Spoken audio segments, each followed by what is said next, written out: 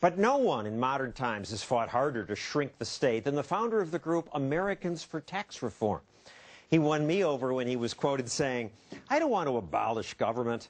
I simply want to reduce it to the size where I can drag it to the bathroom and drown it in the bathtub." The man who said that, Grover Norquist, joins us now. So what did you mean by that? And you took some heat for saying drown it in the bathtub. Well, it's a comment on the size of government. One wants a government that's small enough to be controlled by the American people, not the other way around. There's a proper role for government, keeping the Canadians on their side of the border, but we don't want them pushing us around, telling us what to do, picking our pockets, running our lives for us. So you want it small enough to drown it in the bathtub, but yes. You don't want to actually drown exactly. it in the bathtub. See, this is the voice of moderation speaking, yes. And to advance that, you try to form these coalitions of different kinds of conservatives, and you call it the Leave Us Alone Coalition, and that's the name of your book, and we're giving you a copy of this, by the way. The subtitle is Getting the Government's Hands Off Our Money, Our Guns, Our Lives. That's sort of an odd list there. Well, the New York publisher didn't want to say guns, so I insisted we had to have it. Look, the goal is you put together a coalition of people, each in for their own reasons. Some people, 2% of Americans, homeschool their kids. Most important thing in their life, major sacrifice. Government offers to babysit your kids for 12 years, and they say, no, I'll take the time and effort to educate them myself. They just ask to be left alone. The Second Amendment... They're not hassled for homeschooling. And not be bothered. It used to be illegal in this country in all 50 states. It's now reasonably legal as things get in the United States. The Second Amendment community, I serve on the board of directors of the National Rifle Association.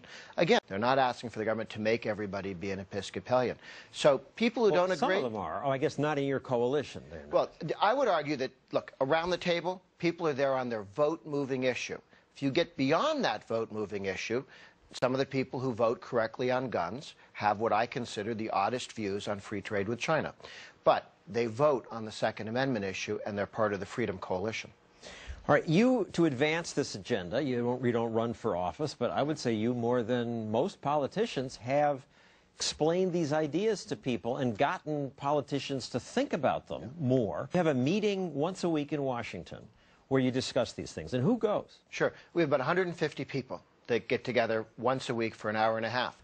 Again, people from business groups, from taxpayer groups, Second Amendment community, all sorts of various groups of people who are there because on the issue where the government interferes with them, comes into contact with them, the one thing they want is to be left alone. And do you call yourself a Republican or a Libertarian? I'm a Ronald Reagan conservative, and I work with Republicans and Libertarians and even a handful of Democrats who sometimes end up on the right side of issues. Some criticism. Paul Krugman. In Norquist's vision, America a couple of decades from now will be a place in which middle-class elderly Americans are unable to afford prescription drugs. Poor people go without health care. Only those who can afford private schools can give their kids a decent education. I hope it's not 2 decades from now. I hope it's sooner. And what I want is a society where people are getting life-saving and life-enhancing drugs without waiting for the FDA for year after year and decades to approve them.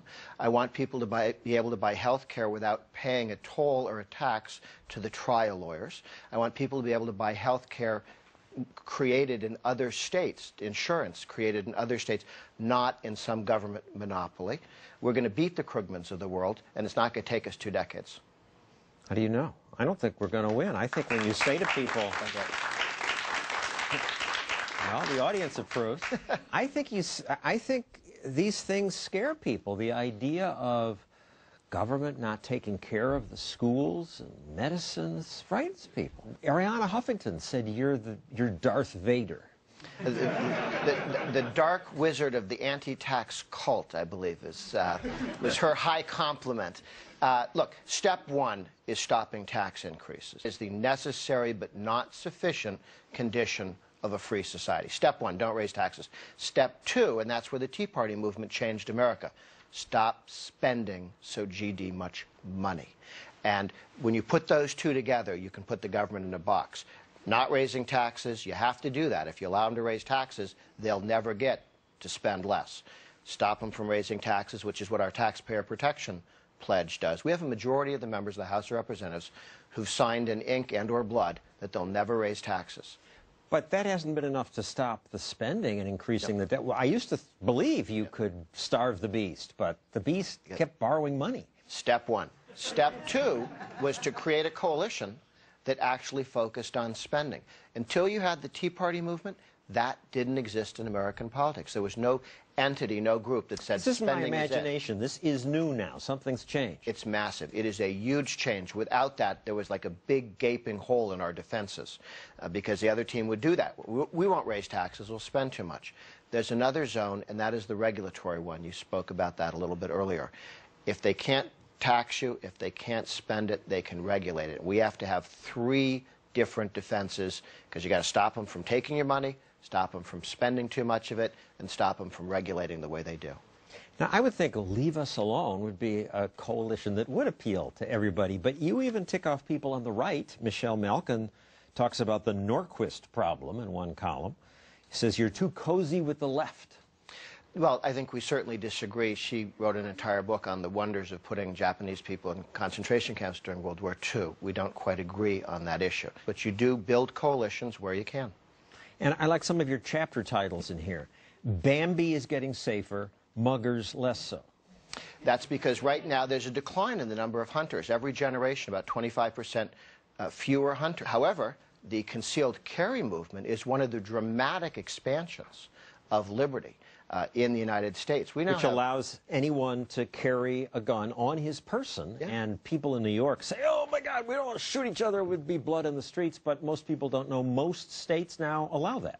40 states have shall issue concealed carry. If you're 21, aren't convicted of something, aren't crazy, and can show you how to use a gun, you can carry a concealed weapon. And, as John Lott and others have pointed out, crime fell in all states following the creation of concealed carry laws. Because the mugger is afraid that the guy he's mugging might have a gun. Another chapter title, Back to Europe or Forward to America. What do you mean? Well, we spent 50 years not wanting to be East Germany, okay? Soviet Union collapsed. That's not the threat. The threat is now that we end up somewhere between France and Greece, okay? And that is what I think we can avoid if we turn around the spending issue. And that means cutting it from $3.6 trillion to $2 trillion, half as much? I think for starters, a goal that I've stated, and I think the conservative movement accepts, is dropping the cost of government in half in 25 years, from 33% of GDP down to 16% of GDP, one, by growing the economy while not letting government grow as rapidly, and by reducing actual government spending. I believe we can do that. The last 6 years of the 90s, we were on track to get there until somebody named Bush turned the spending trajectory in the opposite direction, unfortunately. We need to get back to reducing spending as a percentage of the economy.